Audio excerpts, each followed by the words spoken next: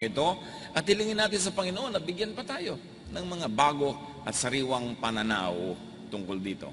John 2:1-2, Mary, the mother of Jesus, was at a wedding feast in the village of Cana in Galilee.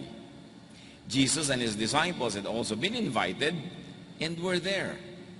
So, ang unang-una nating matututunan, di ba sabi ng Panginoon, kung nananalig kayo sa akin, gagawin nyo rin ang mga ginawa ko, dadagdagan nyo pa. Do a Jesus. Attend weddings or equivalents. Sa buhay ng mga tao nung panahon na yan ni Jesus, napakaraming paghihirap, pagdurusa, gutom, napakaraming pasanin ng tao. Konting-konti lang ang maginhawa sa buhay. Napakarami yung kapos, kulang, alipin ng hard labor, at konting-konti lang ang income. Isa na sa mga pinakamasayang bahagi ng kanilang napakahirap na buhay ay yung magkaroon ng kasalan.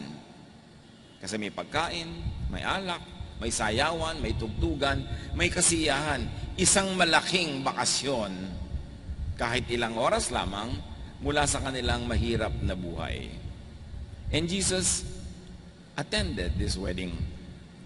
So we attend weddings or their equivalents. Ano ba yung mga okasyon ng buhay ng mga tao sa ating paligid na ipinagdiriwang nila, ipinagsasaya nila? Tayo'y makikisaya.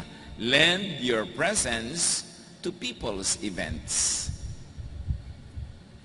Kung minsan, ayaw mong pumunta, lalo dito sa atin, matraffic, mahirap pumunta, magre-regalo pa ako, magbibihis pa ako, maabala ako, maglalaba pa ako, marami pa akong gagawin. Pero si Jesus, ay maraming gawain.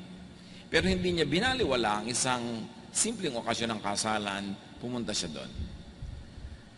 May mga panahon, dumadalo tayo sa isang okasyon para tayo may mapala. Dahil gusto natin, beneficial kasi sa atin. Pero may mga panahon din na sila ang may mapapala sa atin, kaya tayo pumupunta. Tayo ang nagbibigay ng regalo ng ating time, ng ating effort, para magpasaya sa kapwa. Hindi lang tayo laging dumadalo para dahil sa ating sariling kasiyahan, kumisan para magbigay kasiyahan doon sa may okasyon. And Jesus exemplified that very loving act. Romans 12:15, when others are happy, be happy with them. And when they are sad, be sad. Isang katuruang napaka-Jesus yung makiramay sa dapat pakiramayan, makisaya sa dapat pakisayahan. In other words, makisangkot tayo sa buhay ng ating kapwa. So, dumalo siya, pero dumalo din ang kanyang ina na si Maria at ang kanyang mga alagad. John 2:3-5. When the wine was all gone, Mary said to Jesus, they don't have any more wine. Jesus replied, Mother, my time hasn't yet come. You must not tell me what to do. Mary then said to the servants, do whatever Jesus tells you to do.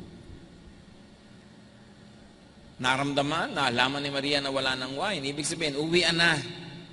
Tapos ang kasiyahan, tapos ang tugtugan, tapos ang sayawan, kasi wala ng wine. So, bigla na lang naputol ang kanilang pagsasaya, biglang balik sila sa kanilang buhay na mahirap, nakakapagod. At sabi ni Maria kay Jesus, wala nang alak, naubos. And strangely, sabi ni Jesus, you must not tell me what to do. But nevertheless, hindi pinanghinaan ng loob si Maria. Sinabi niya sa mga katulong doon, kung ano man ay ipagawa sa inyo ni Jesus, gawin niyo. So mayroon siyang inaasahan na mangyayari. Dahil ibinulong niya, sinabi niya na wala nang alak. So kanina, let's do a Jesus. Now let's do a Mary. Be sensitive to people's needs. Then, help. Hindi siya basta nakikisaya lang doon. Yung presence ni Mary was a blessing because when she noticed that there was no more wine, which is an important element of the gathering, she went to Jesus and told him about it, asking for something to be done.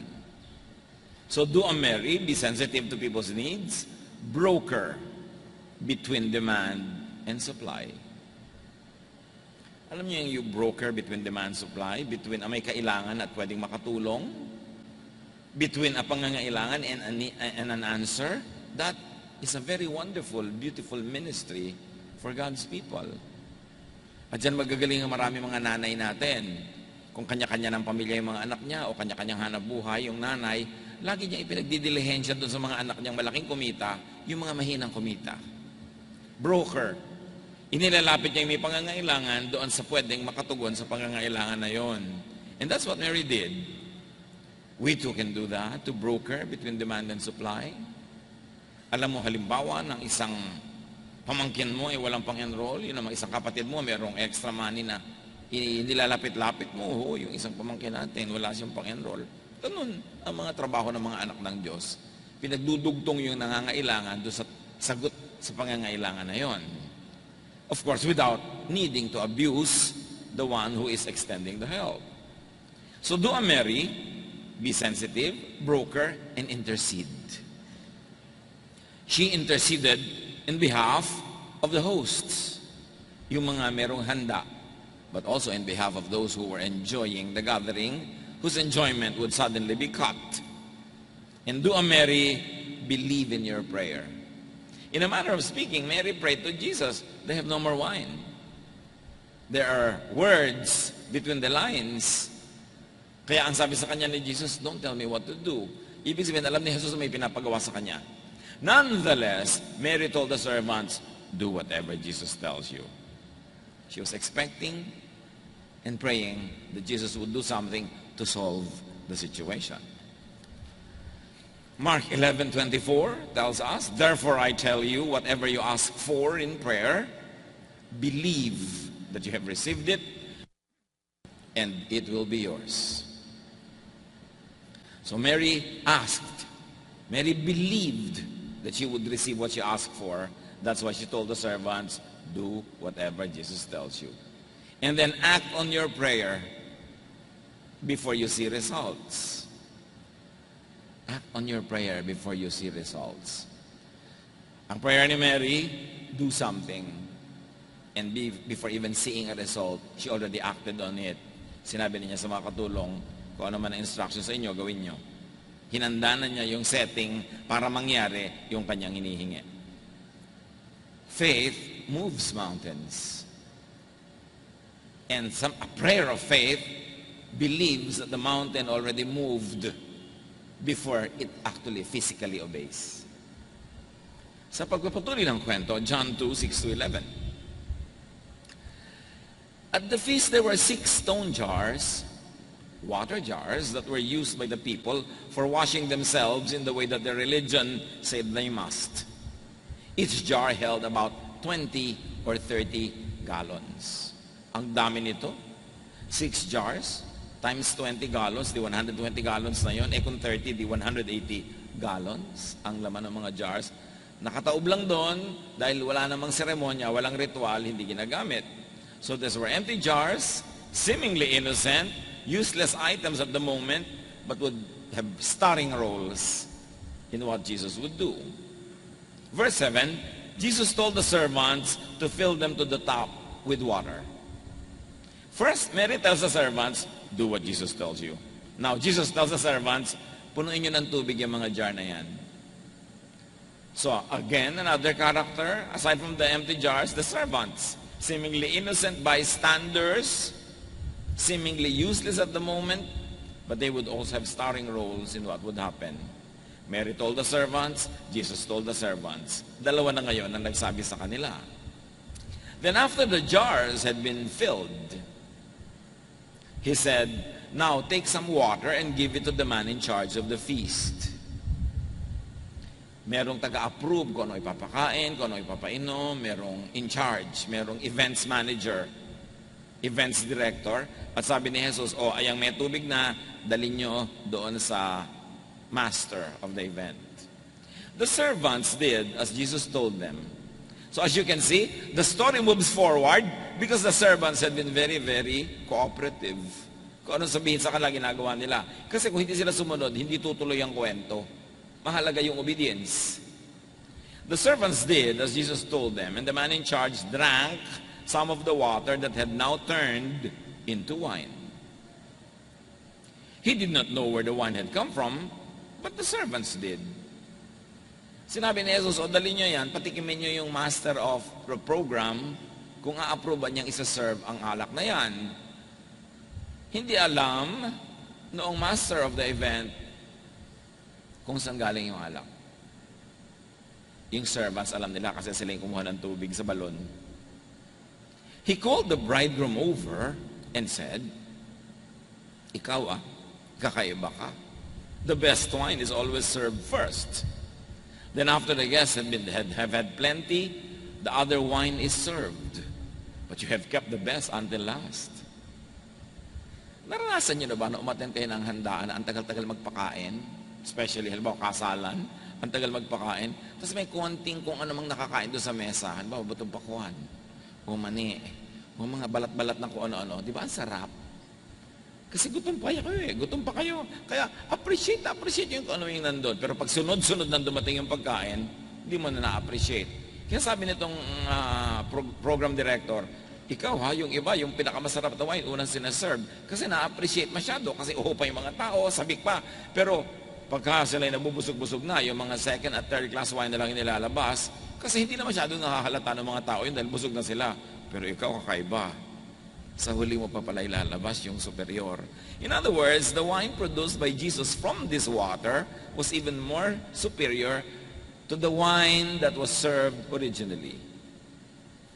This was Jesus' first miracle. And he did it in the village of Cana in Galilee. There, Jesus showed his glory, and his disciples put their faith in him. Tumuloy ang handaan, tuloy ang kasiyahan, mamaya na uli ang pagdurusa, ang gutom at pagod, hinabaan ang okasyon. At sabi sa atin, ito ang unang himala ni Jesus. Kauna-unahan, ginawa sa isang maliit na baryo, sa isang maliit na kasalan, pero sa pamamagitan nito ay pinakita niyang Jesus ang kalwalhatian ng Diyos. At ang kanyang mga alagad, magsisimula pa lang ang ministry niya nagtiwala na sa kanya, nanalig. So do a Jesus. Listen to positive, helpful, reasonable intercessor or intercessors. Remember, ang ginagawa na natin dito, ina-analyze natin ang gawa ni Jesus para matularan natin.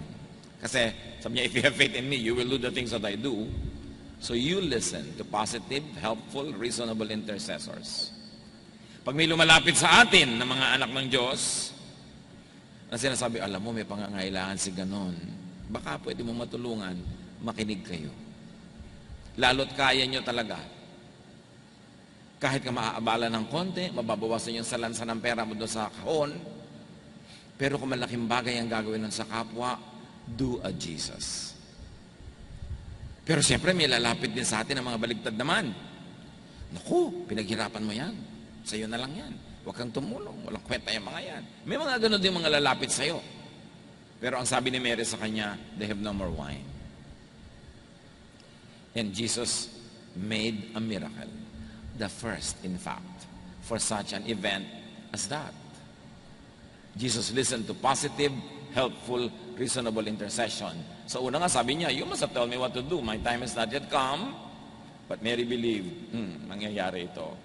Sabi niya, kung ano sabihin sa inyo, sundin niyo. And exactly, Jesus told them, fill the jars with water. John 10:10, the thief comes only to steal and kill and destroy. I have come that they may have life and have it to the full. Mission statement yan ni Jesus. Ang mission niya, baligtarin ang ginagawa ng kalaban na ang tao ay ninanakawan, pinapatay, sinisira.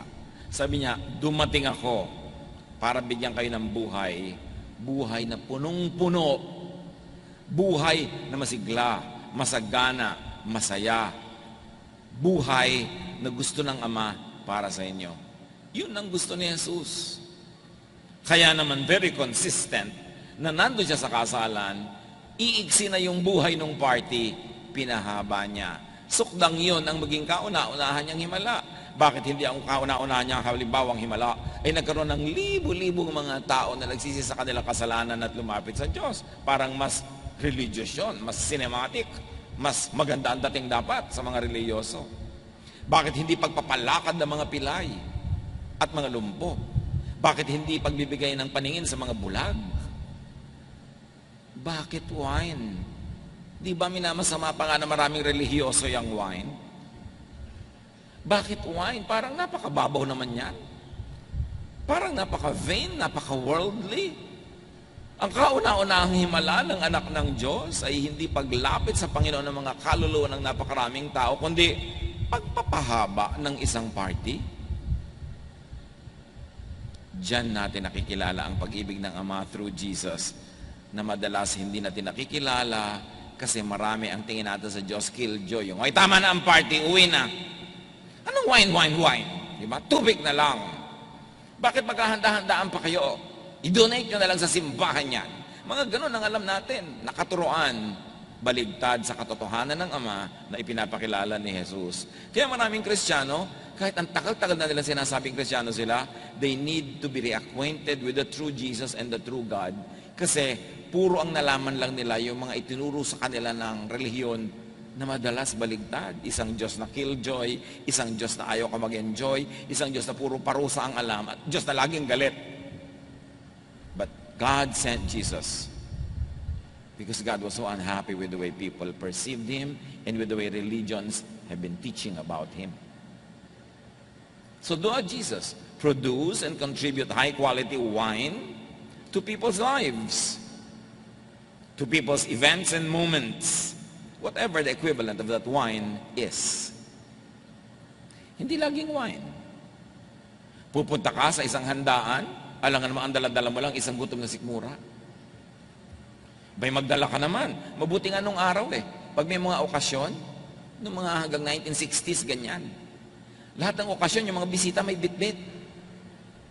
Kahit nga mga piyesta noon, yung mga bisita may dala-dala kahit pineapple juice, o fresh pinya, o pakwan, lagi may contribution. When you go to an event, contribute when you can. Para yung mga talagang walang-wala, kapos sa kapos, sila na lang yung pupunta doon para mabusog, para mag-enjoy ng libre. Pero lahat ng kayang tumulong, dapat tumulong. May ikakasal kang anak ng kaibigan, contribute. Pupunta ka sa isang okasyon, bring something positive. Even just a positive disposition. Even just a cheerful emotion that will add to the enhancement of the event. But always contribute high-quality wine, whatever that wine is, to people's lives. Mabuti pa si Karl Marx, tinatawag nila na siyang pasimuno ng communism, pero very Christian yung iba niyang idea. Sabi niya, from each, according to ability, to each, according to need. Kung anong kaya mo, at kung anong pangangailangan niya, pagdugtungin mo. Para yung pangangailangan ay maibsan, ang pagdurusa ay mawala, at ikaw naman makatulong. Mahalagang makatulong. At malinaw ang Bible, He created that wine to show God's glory. Can you imagine yung glory ng Diyos na equate sa wine? Surely many religious people will think that there are more other-worthy causes to attach to the glory of God. But this is such mundane, so ordinary. At yun nga ang ginawa ni Jesus. As they say, God is in the details. So ang pag-ibig ng Diyos ay nasa mga detalye, sa maliliit na bagay, pero mahalaga. Enhance, extend people's enjoyment. Yung ang ganda-ganda ng usapan, ang ganda-ganda ng kwentuhan, tapos bigla mo sisirain, tapos sabi mo, ay teka, gabi na, uuwi na ako. Baka may mga panahon man, pwede mong iambag yung oras mo para yung kaligayahan ng iba humaba. Medyo mag-sacrifice ka na ng konti. Hindi laging sarili lang ang iniisip. Iniisip natin kung paano ba aayusin pa ito lalo. A-attend ka ng church, puro pintas ang ibibigay mo. Hindi ka maggawa ng solusyon para ipinipintas mo, masolve. Sabi mo, pambihira naman tong church na to. Kung pupunta ako dito, maalik ka mukhang silya. Abay, di dumating ka ng 1 hour before at punasan mo lahat yan. Hindi ba magandang contribution yun? Hindi yung puro kapintas. Do something to solve an issue instead of just complain. And then make life lighter, happier, more pleasurable for others. That's what Jesus did. And in doing so, He showed the glory of God.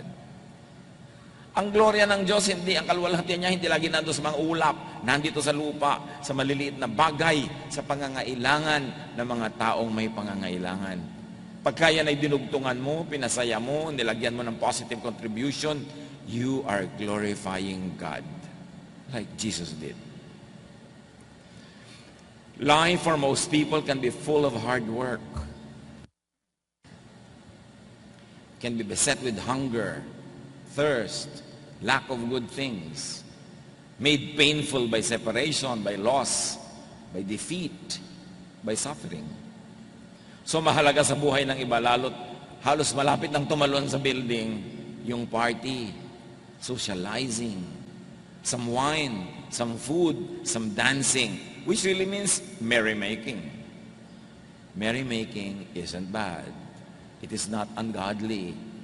Jesus extended exactly that, a merrymaking event, which gives people happiness, rest from hard work, and enjoyment. Sabi ni Jesus, I came that you may have life and have it to the full. I did not come to cut your happiness, but to extend it.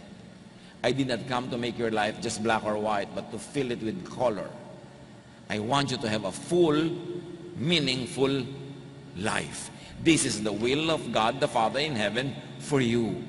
That's why Jesus was sent. Merrymaking means what many religious people might consider vain and worldly and sinful. And it's included in what is being stolen and destroyed by the enemy. Jesus came to restore it. Merrymaking was Jesus' venue for his first miracle, which tells all of you and me and all of us that was very significant. Merrymaking was Jesus' venue for showing God's glory. Colossians 1:15, the Son is the image of the invisible God. You don't see God the Father in heaven, but through the Son you see the Father. So what the Son does, everything visible, tangible, audible, that is the will of the Father for us, personified by Jesus. Isinakatawan ni Jesus yung hindi nakikitang Diyos Ama.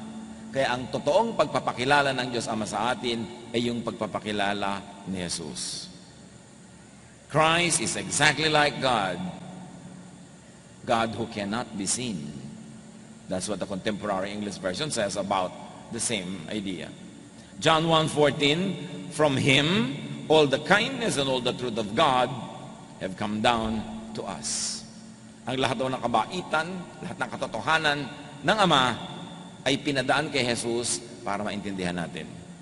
Pag pinadaan niya sa temple, pag pinadaan niya sa mga priest, pag pinadaan niya sa mga Pharisees, pag pinadaan niya sa Sadducees, teachers of the law, naku, ang lumalabas na image ng God ay killjoy na Diyos, laging galit, laging nagpaparusa, matakot ka, ganyan. Kaya, pinadaan kay Jesus ang tunay na pagpapakilala. That's why Jesus is all important. That's why we always emphasize Jesusness, aside from other ideas that many religious teachings always emphasize. Jesus shows God's glory by producing wine to extend and enhance people's enjoyment of an event, and in general, of life itself. So what does that tell us? Kasi ang mga naniniwala kay Jesus, gagawin ang ginagawa ni Jesus, glorify God by helping and loving people. Lagi na nating binabasa, pero balikan natin yung sinasabi ni Jesus kung anong tunay na nakakalugod sa Ama. Matthew 25:34-40. Then the king will say to those on his right, my Father has blessed you. Come and receive the kingdom that was prepared for you before the world was created. When I was hungry, you gave me something to eat. And when I was thirsty, you gave me something to drink. When I was a stranger, you welcomed me. And when I was naked, you gave me clothes to wear. When I was sick, You took care of me. And when I was in jail, you visited me. Then the ones who pleased the Lord will ask, when did we give you something to eat or drink? When did we welcome you as a stranger or give you clothes to wear or visit you while you were sick or in jail? The king will answer, whenever you did it for any of my people, no matter how unimportant they seemed, you did it for me. Yun ang kasiyahan ng Ama, na tayo ay tumulong sa nangangailangan. Yung iba, laging sabi niya, worship tayo. Worship. Maganda yung worship, ha? Pero ang worship, hindi lang sa pagkanta. Hindi lang sa pagsayaw, pagdarasal, paghahandog, pakikinig ng mga sermon. Bagamat yan ay worship. But remember, we say worship service. So yung worship, may kakambal na service. When the worship program ends, the service begins. Baka akala ng iba, uupo ka lang dyan at tatayo ng 1 hour and a half, nag-worship ka na. No. After the worship program, service begins until the next worship program. Yan ang talagang worship service. Ano ba ang religiosity? Pahabaan ng dasal? Palakasan ng kanta? May benepisyo yun.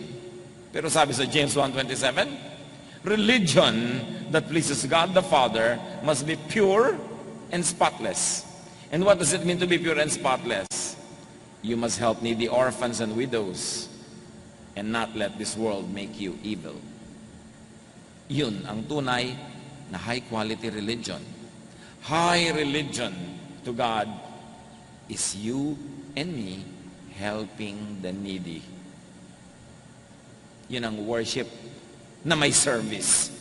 Worship service.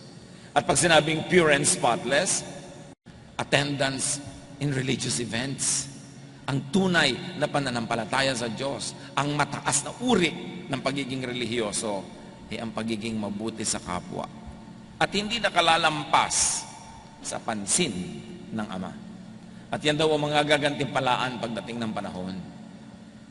John 30:35, if you love each other, everyone will know that you are my disciples. Hindi ang pagkakakilanlan sa iyo na disipulo ka ni Jesus ay kung gaano kalaking Bible ang dala mo at kung anong bersyon. Hindi kung gaano ka, paano ka binautismuhan. Hindi kung saang church ka uma-attend. Ang sabi, malalaman naman ang lahat na kayo'y tunay kong mga alagad kung kayo maibigin, kung kayo'y nag-iibigan. Baligtad pa nga, marami mga religious people, habang nagiging religious, nagiging mabangis, nagiging masungit, nagiging palaaway sa kapwa niya religious dahil nagkukontes sila kung sino ang mas tama. Nag-aagawan ng mga members sa mga churches, nagsisiraan. Hindi yon ang patunay na ikay nananalig kay Jesus. Ang patunay ay maibigin ka. You attend people's events, you contribute positive things, you allow people to enjoy their lives, and you contribute to its extension. Yun ang tunay na high religion. The Jesus wine says, I love you. I love your enjoyment. I love your comfort. I love your well-being. They are all important to me. Yun ang sinasabi ng Jesus wine. Pagkadarating kayo sa bahay, may tulog, tapos yung paa nyo para kayo mga sundalong Aleman na nagmamarcha, nagising na sila lahat. Ang sinasabi ng mga yabag mo, I don't love you, I don't respect you, I don't care about your sleep. Malakas akong kumilos, malakas akong magsara ng pinto, padabog-dabog ako magbababa ng mga gamit because I don't love you, I don't care na magising ka. Pero yung kilos mo, nag-iingat ka dahil may natutulog, kahit mas mataas ang ranggo mo doon sa tulog, alagad ka nga ni Jesus. Yung pagkasinasabing, don't park here kasi matatakpan mo yung daan ng mga tao, nagpa-park ka, tapos susimba ka pala, you don't love people. You don't respect people. Kaya mo sabihin, alagad ako ni Jesus. Kasi ang tunay na religiosity, pag-alala sa pangangailangan ng iba. pagtakip sa mga butas ng buhay nila, pagtindig doon sa mga lugar na walang tao para magkatao, pagpapasaya, pag-aalaga, pagpapakain. That is high religion. So who could be hungry or thirsty in your immediate social circle? At hindi lang hungry and thirsty for food and drink. Most of the time, people are hungry for attention, for fellowship, for companionship, for understanding, for kindness. You know, we should feel good. Yun ang pwede. So that you can produce superior life. Who is naked? Nakedness not only in clothes, but sometimes in our naked, sometimes in honor. Sometimes in our sa pamilya, sa kapatid. Is a naked person who is married, who is sick, who is homeless, who is in prison. This is the Jesus crowd that Jesus wants you to be part of. At kung ikaw yun, ikaw yung naked ngayon, ikaw yung sick ngayon, di ba lalo ba tayo mamahal sa Jesus? Gunitain natin yung babaeng nakahuli sa akto na pananalo niya. Hubad na hubad na siya physically, and emotionally and spiritually. At dahil nasaklopan siya ng damit bago siya nalalagdag sa labas, nilalait siya ng lahat, nilibis yung ginawa niya. Hubad ka rin nakakatagal sa tingin ng marami, pero ginamitan siya ni Jesus. Sabi ni Jesus, kaya ka yung kasalanan mo na that kind of compassion, that kind of compassion, thirst for kindness, goodness, for accommodation, gutom niya for love. Ano talay natin naman yung ginagawa niya? Baka ba siya nalaman sa buhay, naghahanap ka ng love kung kanina-kanino. Malay natin kung ano pangangailangan niya. But Jesus filled. Madaling kampihan yung isang buong barangay na gustong bumato. Ano naman kung baka lang kumapis sa isang kawawang babae na wala nang ang tangal, walang kapakilingan, kapagkakampi, nagtutulong sa Jesus. In terms of sino ang kanyang inaruga, sino ang kanyang minahal. Pag ang mga bagay na ito hindi pa tumatalab sa buhay natin, hindi pa tayo tinatablan talaga ng salita ni Jesus. Who could be that person that needs you? Worship God, which really means produce and give to thirsty people the Jesus wine. Whatever it is. Love. Help people. At napatunayan na napakaraming pag-aaral na yung pagmamahal sa kapwa, pagtulong, paggawa ng mabuti, nakakapagpagaling ng maraming sakit. Na pagka ang iyong puso, ang iyong emosyon ay maligayang tumutulong ka, napakabilis tanggapin ng iyong katawan ng mga gamot. Napakabilis gumaling ng mga sugat at napaka-positive ng response even to medication. So many experiments na yung taong matulungin, yung kanyang katawan, mas tumatanggap ng pagpapala. Who? What types do you invite to your life? Ang pinakatamang ginawa nung ikakasal na yon, inimbita nila si Jesus at saka si Mary na bless ang kanilang event. Sinong iniimbita nyo sa mga event nyo? Kung minsan mag-iimbita ka ng sobrang katerma, isang katermang VIP sa yung event, tapos hindi ka na masisiputin. Tapos na-stress ka pa kung darating siya o hindi. O kaya, pagdating niya tuloy doon, wala ka nang ginawa kundi asikasuhin na lang siya. Ba't naman kayo mag-i-invite ng napakahirap i-entertain? Para ipagyabang sa mga ibang bisita, na bisita mo si ganun?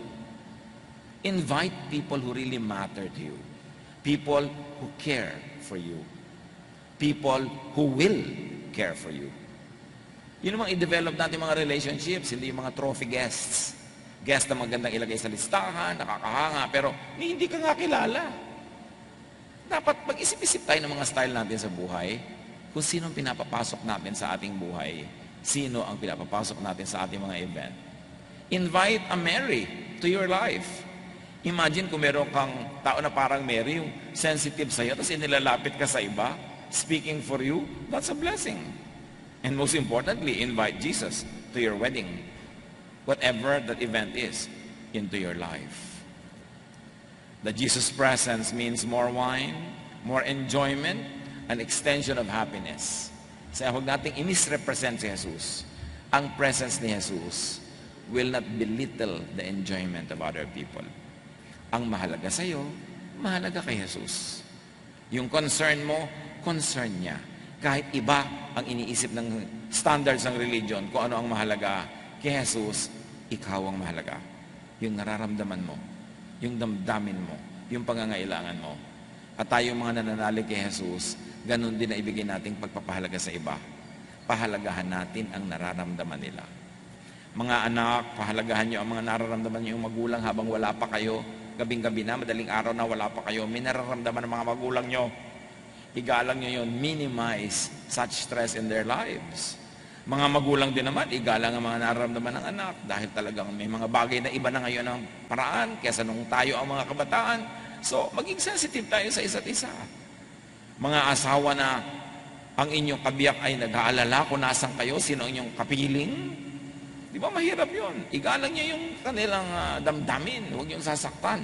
Dahil si Jesus, pinapahalaga niya yung damdamin. Up to the point na pati wine, maghihimala siya para lang mapanatag at sumaya yung mga tao.